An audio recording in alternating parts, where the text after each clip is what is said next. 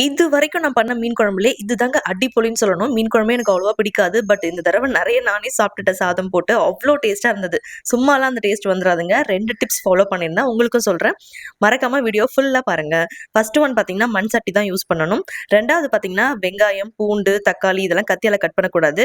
வெங்காயம், பூண்டு வந்து இடிச்சுக்கோங்க. தக்காளி கையால பிழிஞ்சுக்கணும். மறக்காம இந்த டிப்ஸ் ஃபாலோ பண்ணி பாருங்க. வீட்ல எல்லாருமே பாராட்டுவாங்க. செய்யலாமா? பாறை மீன் வாஷ் பண்ணி எடுத்துக்கிட்டேன் 1/2 கேஜி. மண் சட்டி வச்சுக்கோங்க. சட்டி சூடாக கொஞ்சம் டைம் எடுக்கும். நல்லெண்ணெய் விட்டு தான் செய்யணும். கொஞ்சம் நல்லெண்ணெய் அதிகமா விட்டுக்கோங்க. அதுக்கப்புறம் தாளிப்புக்கு கடுகு, வெந்தயம், சீரகம், பெருங்காயத்தூள், கருவேப்பிலை இதெல்லாம் போட்டுக்கோங்க. 25 சின்ன வெங்காயம் தட்டி வச்சிருக்கேன். அதே மாரி ஒரு 10 பல்லு பூண்டு, 2 பச்சை மிளகாய் ஃப்ளேவருக்கு தேவையான அளவு கல் உப்பு ஆட் பண்ணிக்கோங்க. 1/4 டீஸ்பூன் மஞ்சள் தூள் ஆட் பண்ணி நல்லா வதக்குங்க. 4 மீடியம் சைஸ் தக்காளி நல்லா கையால இந்த மாரி பிழிஞ்சுக்கோங்க. அதையும் ஆட் பண்ணிக்கோங்க. நல்லா வதக்குனதுக்கப்புறம் இந்த குழம்புக்கு தேவையான அளவு காரத்துக்கு குழம்பு மிளகாய் தூள், மல்லித்தூள் வந்து ஒரு 2 டேபிள் ஸ்பூன் ஆட் பண்ணியிருக்கிறேன். அவ்வளோதான். நல்லா வதக்கிட்டு ஒரு பெரிய லெமன் சைஸ் புளி தண்ணி வந்து நான் எடுத்து வச்சிருக்கேன். அதையும் ஆட் பண்ணிக்கோங்க. நல்லா மிக்ஸ் பண்ணி தண்ணி வேணும்னா கொஞ்சம் ஆட் பண்ணிக்கோங்க. இது நல்லா கொதிக்கணுங்க. கொதிச்சு ஆயில்லாம் பிரிஞ்சு இந்த மாரி வந்ததுக்கப்புறம் வாஷ் பண்ணி வச்சிருந்த பாறை மீன் இதில நான் ஆட் பண்ணிக்கிட்டேன். அதுக்கப்புறம் மீன் போட்டு ஒரு 2 மினிட்ஸ் தான் நான் கொதிக்க வைப்பேன். சட்டின்றதுனால நீங்க ஃப்ளேம் ஆஃப் பண்ணதுக்கப்புறமும் அது கொதிக்கும்.